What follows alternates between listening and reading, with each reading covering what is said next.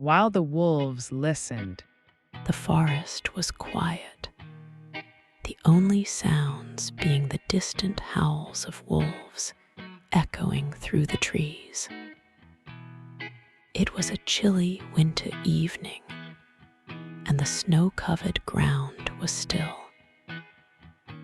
There, in a clearing, stood a group of wolves huddled together, their eyes fixed on some point in the distance. They were waiting. It was a hunting party, and they had been tracking their prey for hours.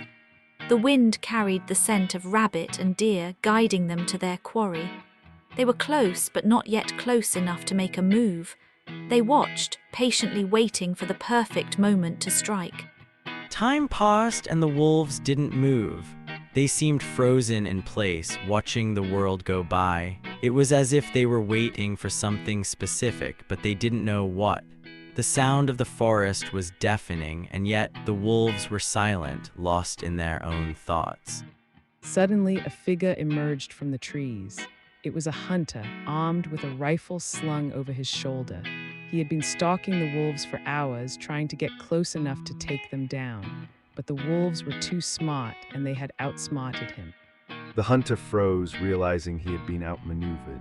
The wolves, sensing victory, began to howl, their voices carrying far and wide. They had won this time, and they knew it. As the hunter turned to leave, he heard the sound of paws padding softly behind him. The wolves were closing in. The hunter ran, but he couldn't outrun the wolves. They caught up to him, and for a moment all was still. Then, with a burst of speed, the wolves ran, leaving the hunter behind. The forest was quiet once again, the only sounds being the distant howls of wolves echoing through the trees.